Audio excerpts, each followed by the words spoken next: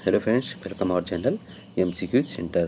तो दोस्तों, आज हम आपको उत्तर प्रदेश राजस्व संहिता 2006 के बारे में कुछ महत्वपूर्ण चीज़ें स्टार्टिंग की बताऊंगा।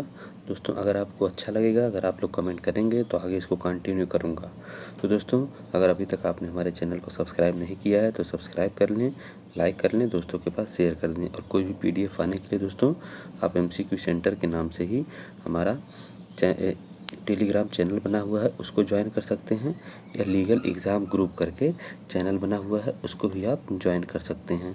तो दोस्तों, जो हमने बताया कि टेलीग्राम पे जो चैनल है मेरा legal exam group, legal exam exam group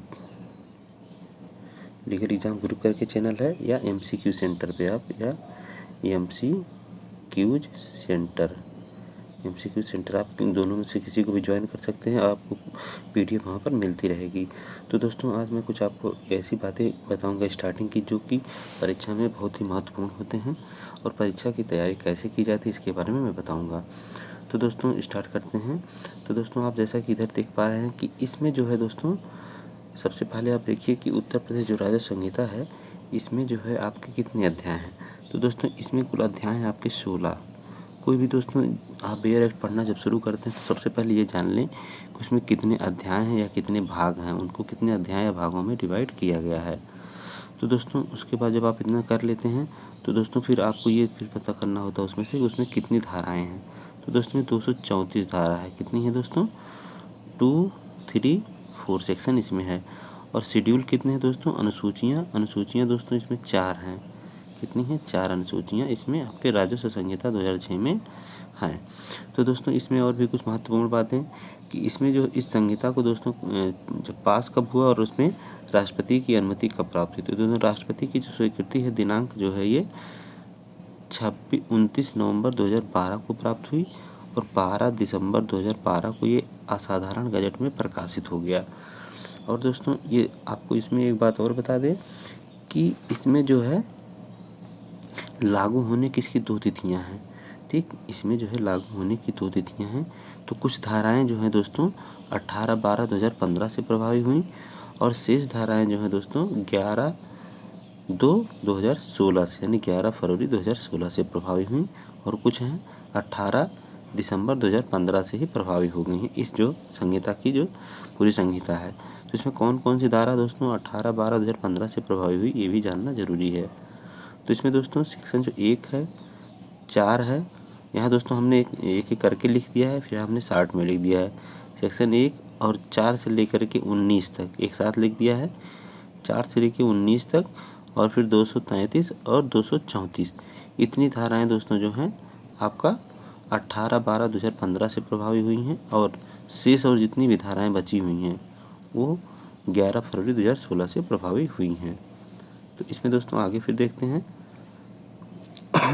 sorry, अध्याय 1 है दोस्तों, इसमें जो धारा पहला है, इसमें है पहले धारे में क्या है कि इसमें संक्षिप्त नाम है, विस्तार है, प्रारंभ है, और यह अधिनियम जो है दोस्तों कैसे कहा जाए, यह अधिनियम जो है उत्तर प्रदेश राजस्व संहिता 2006 कहा जाएगा। इसका विस्तार जो है संपूर्ण उत्तर प्रदेश में होगा। इसका प्रारंभ जो होगा दोस्तों, हमने जो बताया, वो जो तिथि जो बताया, जो 2 तिथियाँ, उन पे इसका प्रारंभ होगा। आगे दोस्तों सेक्शन 2 क्या कहता है कि संहिता का लागू होना। ठीक, एप्लीकेशन ऑफ द कोड। तो इसमें दोस्तों है कि इस संहिता के उपबंध अध्याय 8, यानी कि अध्याय 8 में क्या है, इस संहिता के उपबंध जो है अध्याय 8, यानी कि ग्राम पंचायत या अन्य स्थानीय प्राधिकरणों द्वारा भूमि और अन्य संपत्तियों का प्रबंधन, और अध्याय 9 जो है खाता यानी टेन्योर्स को छोड़कर संपूर्ण उत्तर प्रदेश में लागू होंगे। तो इन 2 चीज़ों पर दोस्तों ये लागू नहीं होता है। ठीक, तो इसको छोड़ करके ये पूरे उत्तर प्रदेश में लागू होगा। ये कब लागू होगा दोनों अध्याय जो है दोस्तों? तो ये जो है दोस्तों अध्याय 9, अध्याय 8 और अध्याय 9 ऐसे क्षेत्रों में लागू होंगे जिन पर प्रथम अनुसूची के क्रम संख्या 19 और 25 का विनिर्दिष्ट 25 पर विनिर्दिष्ट कोई अधिनियम इस संहिता द्वारा उनके निरसन के ठीक पूर्ववर्ती दिनांक को लागू था। तो दोस्तों अगला फिर सेक्शन है आपका, सेक्शन 3 आता है संहिता का नए क्षेत्रों में विस्तार, extension of the code to new areas. तो इस संहिता के प्रारंभ होने के पश्चात यदि उत्तर प्रदेश के राज्य क्षेत्र में कोई नया क्षेत्र सम्मिलित हो। दोस्तों अगर ये संहिता जिस तिथि से प्रभावित हुई है उसके बाद अगर यूपी का जो क्षेत्र है उसमें कोई अगर नया क्षेत्र मान लीजिए जुड़ जाता है, ठीक है, सम्मिलित होता है, कोई नया क्षेत्र जो होता है सम्मिलित होता है या किया जाता है, तब जो राज्य सरकार है दोस्तों अधिसूचना एक जारी करेगी और अधिसूचना द्वारा ऐसे क्षेत्र में इस संहिता का संपूर्ण या उसका कोई भाग जो होता है, कोई उपबंध विस्तारित कर सकती है। यानी कि अगर कोई नया क्षेत्र उत्तर प्रदेश में सम्मिलित होता है तो राज्य सरकार अधिसूचना जारी करके उसके इस संहिता के पूरे भाग को या उसके किसी भाग को उस क्षेत्र में लागू कर सकती है। अगला दोस्तों, राज्य सरकार किसी पश्चातवर्ती अधिसूचना द्वारा उपधारा 1 के अधीन जारी किसी अधिसूचना में संशोधन, रूपांतरण या परिवर्तन कर सकती है। तो दोस्तों क्या है कि राज्य सरकार को इसको पूरा पावर दिया गया है। तो यहाँ से क्वेश्चन पूछेगा कि कौन क्षेत्रों के इसमें जैसे कोई पश्चातवर्ती जो सूचना मतलब क्षेत्रों में इस संहिता को कौन लागू कर सकता है। मान लीजिए कोई नया क्षेत्र जुड़ता है तो यहाँ से प्रश्न ये पूछा जाएगा कि नए क्षेत्रों पर संहिता को लागू करने के लिए आदेश कौन देता है, कौन अधिसूचना जारी करता है, जिला मजिस्ट्रेट, राज्य सरकार, केंद्र सरकार। इस तरीके से आपके पास ऑप्शन आएंगे। तो इसमें आपका करेक्ट आंसर होगा कि राज्य सरकार। फिर है दोस्तों कि राज्य सरकार को इतना ये भी पावर है कि पश्चातवर्ती यानी कि जो अधिसूचना उसने जारी की उसके बाद कोई अधिसूचना जारी करके जो धारा 1 में जारी अधिसूचना जारी की थी उसमें क्या संशोधन, रूपांतरण या परिवर्तन यानी अमेंड, मॉडिफाई एंड अल्टर कर सकती है। अगला है दोस्तों धारा आपका 4 आ जाता है। ये परिभाषा खंड है आपका, सेक्शन 4 जो है आपका परिभाषा खंड है। इसमें सभी परिभाषाएं दी गई हैं। तो इसमें दोस्तों जो है आपका जो टोटल परिभाषाएं दी गई हैं वो हैं 29 परिभाषाएं इसमें दी गई हैं। कितनी? 29 परिभाषाएं। तो इसमें दोस्तों सबसे पहले आपका दिया हुआ है कि ये आबादी या ग्रामीण आबादी। तो दोस्तों आबादी या ग्रामीण आबादी से क्या तात्पर्य है? तो इसको दोस्तों आप ये जानिए कि जो है इसका तात्पर्य ऐसे किसी क्षेत्र से है जिसका उपयोग जो है इस संहिता के प्रारंभ होने के दिनांक को उसके निवासियों के आवास के प्रयोजन के लिए किसके इसका तात्पर्य है कि जो वहाँ के निवासियों के आवास के प्रयोजनों या सहायक परियोजनाओं या हरे वृक्षों या कुओं आदि के लिए किया जाता रहा हो। अगला दोस्तों जो है दूसरा आपका कृषि है। तो कृषि मतलब होता है इसके अंतर्गत क्या क्या आता है? बागवानी आता है, मत्स्य पालन, पशुपालन, फूलों की खेती, मधुमक्खी पालन, कुक्कुट पालन इसके अंतर्गत आता है कृषि के अंतर्गत। तो इसमें दोस्तों और कृषि श्रमिक क्या होते हैं? तो कृषि श्रमिक जो है दोस्तों कि जो कृषि ऐसे श्रमिक जो कृषि भूमि पर शारीरिक श्रम करके अपनी जीविका चलाता हो, यानी कि ऐसा व्यक्ति जो अपनी शारीरिक श्रम के द्वारा ही कृषि भूमि पर शारीरिक श्रम के द्वारा अपनी जीविका चलाता हो, तो उसी को हम कहते हैं कृषि श्रमिक। अगला बैंक से तात्पर्य दोस्तों यूपी साहूकारी विनियमन अधिनियम 1976 में जो दिया गया उसी तरह के बैंक के बारे में यहाँ पर बताया गया है कि इसके अंतर्गत वैसा ही बैंक समझा जाएगा। अब भूमि प्रबंधक समिति क्या है दोस्तों? तो इससे तात्पर्य यूपी पंचायत राज अधिनियम 1947 की धारा 28। ये अब कहाँ दिया गया भूमि प्रबंधक समिति के बारे में? यूपी पंचायत राज अधिनियम 1947 की धारा 28 कहाँ में इसके बारे में डिटेल में बताया गया है। तो दोस्तों इसी तरीके से अगर आप देखते जाएं तो इसमें जितनी डिफिनीशन क्लास है दोस्तों, तो इसमें हमने सबको एक लाइन से दिया है। तो इसमें से डिफिनीशन क्लास ये भी पूछ सकता है कि कौन डिफिनीशन क्लास किस खंड में दिया है। जैसे मैंने पूछ लिया कलेक्टर किस खंड में, तो खंड 8 में दिया है।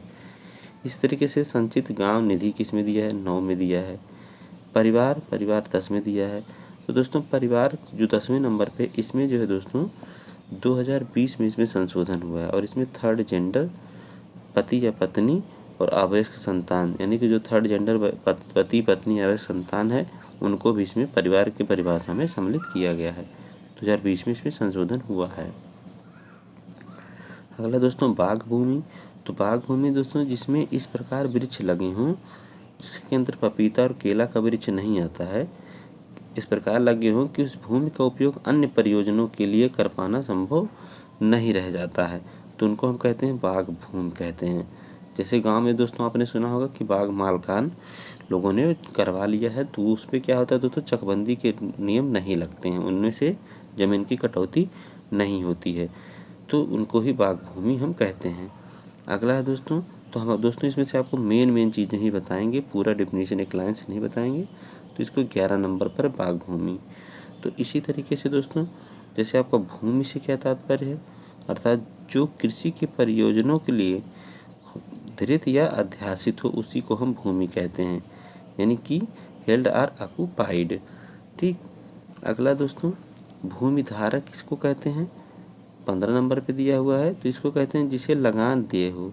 ठीक है, यानी कि लैंड होल्डर उसको हम कहते हैं, जिसको लगान दिए हो उसी को हम लैंड होल्डर कहते हैं।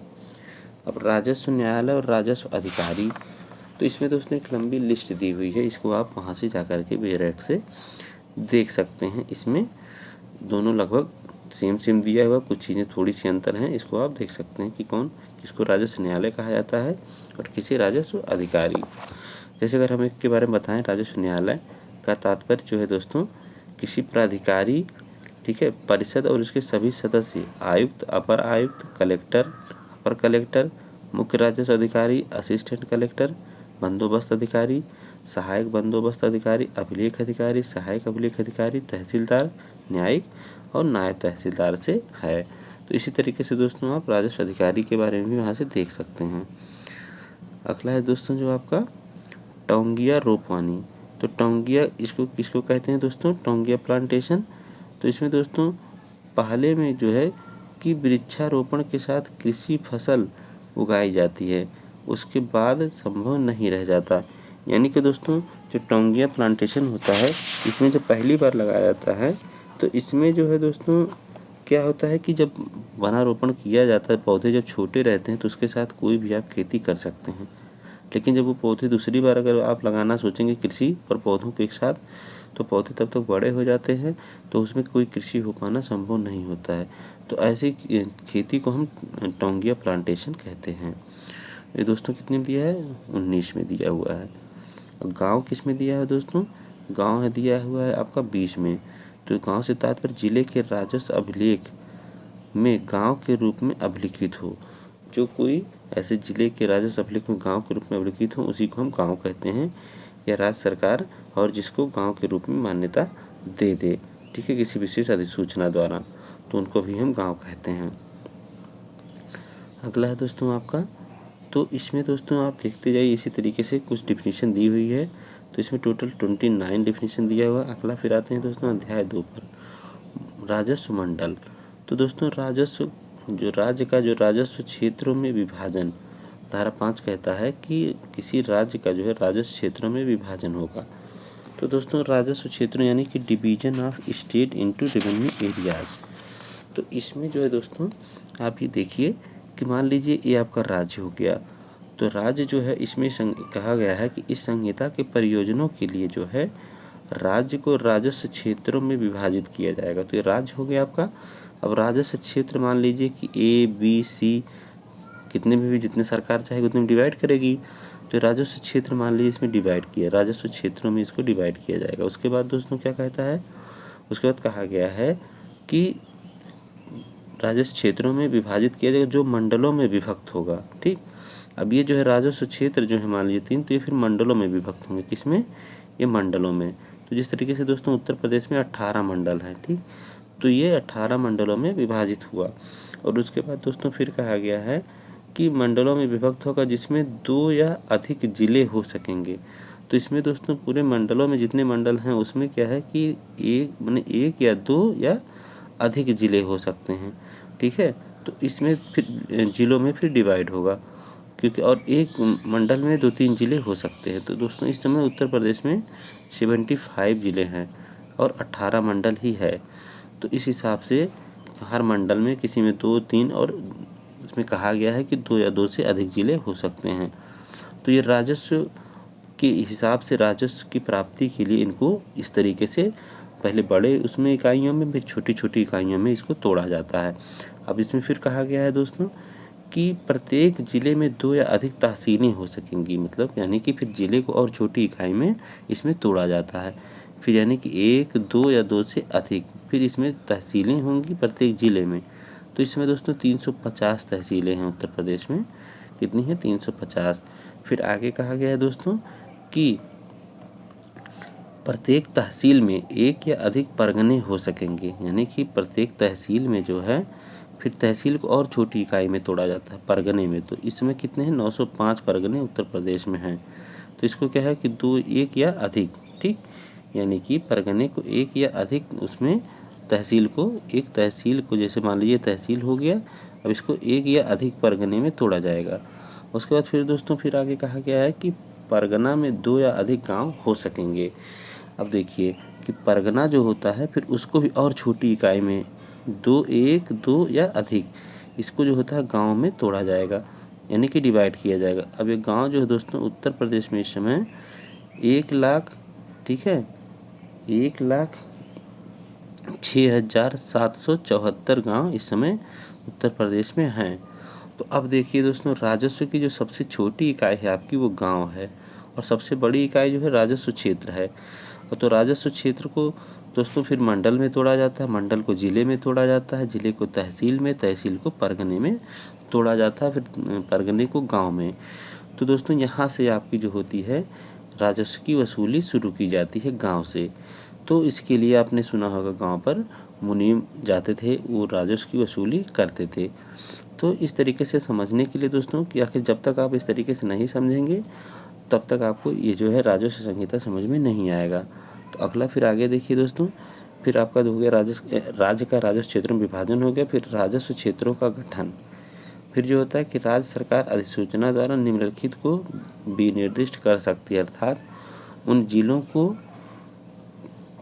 जिनसे मिलकर कोई मंडल बनता है, उन तहसीलों को जिनसे मिलकर कोई जिला बनता है, और उन गाँव को जिनसे मिलकर कोई तहसील बनती है, ठीक है। तो इसको राज्य सरकार जो होता है स्पष्ट रूप से विनिर्दिष्ट कर सकती है कि किस, मान लीजिए कितने जिले मिलकर के मंडल बनेंगे, कितनी तहसीलें मिलकर जिला बनेंगी, और कितने गांव मिलकर के तहसील बनेंगे। अगला फिर दोस्तों, राज्य सरकार उपधारा 1 में निर्दिष्ट किसी राजस्व क्षेत्र की सीमाओं को समामेलित, पुनः समायोजित, विभाजित या परिवर्तित कर सकती है। तो ये भी पूछता है कि कौन ऐसा काम कर सकेगा, यानी कि किसी राजस्व क्षेत्र की सीमाओं को कौन समामेलित कर सकता है, या पुनः समायोजित कर सकता है, विभाजित कर सकता है, परिवर्तित कर सकता है। तो यहाँ पर आंसर जो होगा राज्य सरकार। उसके बाद दोस्तों, या किसी राजस्व क्षेत्र को समाप्त भी कर सकती है, नामकरण कर सकती है, नाम में परिवर्तन कर सकती है। ऐसा करने के पूर्व सरकार जो आपत्तियां आमंत्रित करेगी और उन पर विचार करेगी। अगला दोस्तों जो है कलेक्टर जो है, कलेक्टर द्वारा आदेश द्वारा जो है, कलेक्टर जो होता है आदेश द्वारा क्या करेगा दोस्तों, विहित रूप में प्रकाशित अपने आदेश द्वारा तहसील के गाँव को लेखपाल हलकों में, यहाँ पर दोस्तों देखिए फिर डिवाइड हो रहा है जो राजस्व क्षेत्र हैं उनको एक बार राज्य सरकार ने डिवाइड किया, अब फिर यहाँ पर कलेक्टर भी उसको डिवाइड कर रहा है। तो कलेक्टर है इसको डिवाइड कर रहे हैं, तो फिर यहाँ क्या है कि अपने आदेश द्वारा जो एक विहित रूप में प्रकाशित होगा, तहसील के गाँवों को लेखपाल हलकों में, राजस्व की वसूली कौन करता है, छोटे स्तर पे लेखपाल ही करते हैं, ठीक है। तो तहसील के गाँव को लेखपाल हलकों में यानी कि सर्किल में, और लेखपाल हलकों को राजस्व निरीक्षक हलकों में इसको जो है व्यवस्थित करेगा, और प्रत्येक राजस्व निरीक्षक के मुख्यालय को भी उसके हलके के भीतर विनिर्दिष्ट करेगा। अगला दोस्तों, इस संहिता के प्रारंभ होने के समय तथा विद्यमान मंडल, जिले, तहसील, परगने, राजस्व निरीक्षक हलके, लेखपाल हलके और गांव जब तक कि पूर्ववर्ती उपखंडों में उनमें कोई परिवर्तन ना कर दिया जाए, इस धारा के दिन विनिर्दिष्ट राजस्व क्षेत्र समझे जाएंगे। तो आपने देखा कि राजस्व क्षेत्रों का पहले राज्य ने विभाजन किया, और फिर कलेक्टर ने उसमें नियुक्त किया कि कौन कौन किस हल्का किसके क्षेत्र में आएगा, यानी कि लेखपाल और राजस्व निरीक्षक जो हैं वो जो होता है वो कर की वसूली करते हैं, यानी राजस्व की वसूली करते हैं। कुछ अन्य महत्वपूर्ण बातें दोस्तों मैं आपको इसमें बता देता हूँ, जो कि परीक्षा के दृष्टिकोण से काफ़ी महत्वपूर्ण हो सकते हैं। तो इसमें जो दोस्तों है कि भारत में सुप्रीम कोर्ट की प्रथम महिला न्यायाधीश जो हैं कौन थी, तो इसमें प्रथम महिला न्यायाधीश ए फातिमा बीबी थी। और भारत में दोस्तों सुप्रीम कोर्ट का प्रथम मुख्य पुरुष न्यायाधीश कौन था, तो दोस्तों ये है कि जे हीरा लाल, जस्टिस जो है हीरा लाल जे कानिया। तो ये जो थे भारत के जो है प्रथम पुरुष मुख्य न्यायाधीश थे। और उसको स्वतंत्र भारत में जन्मे दोस्तों भारत के प्रथम मुख्य न्यायाधीश कौन थे? तो ये थे सरोज होमी कपाड़िया। इनको क्या एच.एस. कपाड़िया शार्ट में कहते हैं। इनका जो है ये दोस्तों 29 सितंबर 1947 को इनका जन्म हुआ था, यानी कि स्वतंत्र भारत में ये जन्म लिए थे। तो स्वतंत्र भारत में जन्म लेने वाले पहले मुख्य न्यायाधीश एच.एस. कपाड़िया हैं। और वैसे दोस्तों भारत के प्रथम कौन पुरुष न्यायाधीश हैं? वो हैं जस्टिस हीरालाल जे कानिया। तो इसको दोस्तों याद रखिएगा, यहाँ से क्वेश्चन पूछ सकता है। और महिलाओं में दोस्तों सुप्रीम कोर्ट की जो प्रथम महिला है ये फातिमा बीबी। और उच्च न्यायालय की प्रथम महिला मुख्य न्यायाधीश हैं ये लीला सेठ। ये कहाँ की थी? हिमाचल प्रदेश में थी। और देश के प्रथम महिला सत्र न्यायाधीश कौन है दोस्तों? ये अन्ना चांडी हैं, केरल में थी ये। और अंतर्राष्ट्रीय न्यायालय में प्रथम भारतीय न्यायाधीश कौन है? डॉक्टर नगेंद्र सिंह। उसके बाद दोस्तों और भी कुछ बातें महत्वपूर्ण, भारतीय फेडरल कोर्ट जो है दोस्तों 1 अक्टूबर 1937 को शुरू हुआ और उस समय उसमें मुख्य न्यायाधीश प्लस 2 अन्य न्यायाधीश, तो कौन कौन न्यायाधीश थे? मुख्य न्यायाधीश और प्लस 2 अन्य न्यायाधीशों के साथ ये भारतीय फेडरल कोर्ट स्टार्ट हुआ था। तो इसमें दोस्तों जो है आपका जो मुख्य न्यायाधीश थे वो थे दोस्तों मॉरिस ग्वायर। और जो अन्य न्यायाधीश थे दो वो थे सर शाह मोहम्मद सुलेमान और M.R. जयकर। तो ये 3 न्यायाधीश थे। मुख्य न्यायाधीश थे आपके मॉरिस ग्वायर और ये जो थे आपके शाह मोहम्मद सुलेमान और दूसरे M.R. जयकर। और दोस्तों इसमें क्या है दोस्तों, यह कोर्ट कब तक चली? यह कोर्ट तब तक चली जब तक सुप्रीम कोर्ट ऑफ इंडिया का गठन, यानी कि 28 जनवरी 1950, यानी कि सुप्रीम कोर्ट ऑफ इंडिया का गठन जब तक नहीं हो गया तब तक भारत में भारतीय फेडरल कोर्ट ही चल रहा था। तो दोस्तों आपको और बता दें कि इसमें जो है दोस्तों आपका जो मॉरिस ग्वायर थे इनका जो कार्यकाल था 1 अक्टूबर 1937 से 25 अप्रैल 1943 तक इनका कार्यकाल था। और उसके बाद दोस्तों और जो है एच.एस. जो कानिया के पहले 2 और मुख्य न्यायाधीश हुए, यानी कि जो एच.एस. कानिया है वो तो सुप्रीम कोर्ट ऑफ इंडिया के जस्टिस रहे, लेकिन उसके पहले दोस्तों 2 और भी मुख्य न्यायाधीश रहे। उनका क्या नाम है? उनका भी नाम जान लें। तो वो हुए जो आपके न्यायाधीश हुए उनका नाम था सर श्रीनिवास, ठीक है, बर्दाचार्यार, ठीक है, बर्दाचार्यार। और दोस्तों इनका कार्यकाल रहा 25 अप्रैल 1943 से 7 जून 1943 तक। अगला फिर दोस्तों एक थे इसमें थे सर पैट्रिक स्पेंस। इनका कार्यकाल था 7 जून 1947 से 14 अगस्त 1947 तक। इसमें दोस्तों 2 महत्वपूर्ण बातें और आपको बता दें कि यूपी जो है राजस्व संहिता संशोधन अधिनियम 2019 जो है इसमें 2 संशोधन हो चुका है। 2019 ये हुआ कब से आपका लागू हुआ? तो 10 मार्च 2019 से प्रवर्तन में है। लेकिन दोस्तों ये जो है 5 अगस्त 2019 को ये प्रकाशित हुआ था। कब? 5 अगस्त 2019 को ये प्रकाशित हुआ था। और इसका मतलब ये भूतलक्षी प्रभाव से इसको प्रवर्तन इसका कराया गया है। देखिए 5 अगस्त 2019 को इस प्रकाशित हुआ, लेकिन लागू कब से प्रवर्तन में? 10 मार्च 2019, यानी कि भूतलक्षी प्रभाव से इसको लागू किया गया था इस संशोधन को। दूसरा संशोधन दोस्तों यूपी राजस्व संहिता संशोधन है 2020। तो ये दोस्तों 31 अगस्त 2020 से प्रवर्तन में है। ठीक है, तो दोस्तों उम्मीद है कि आपको पसंद आया होगा। तो आज के लिए दोस्तों इतना ही। अगर दोस्तों आपको अच्छा लगा हो चैनल को सब्सक्राइब करें, लाइक करें और शेयर करें। और दोस्तों जो भी प्रॉब्लम हो कमेंट करके आप पूछ सकते हैं। तो दोस्तों आज के लिए इतना ही। नमस्कार, धन्यवाद।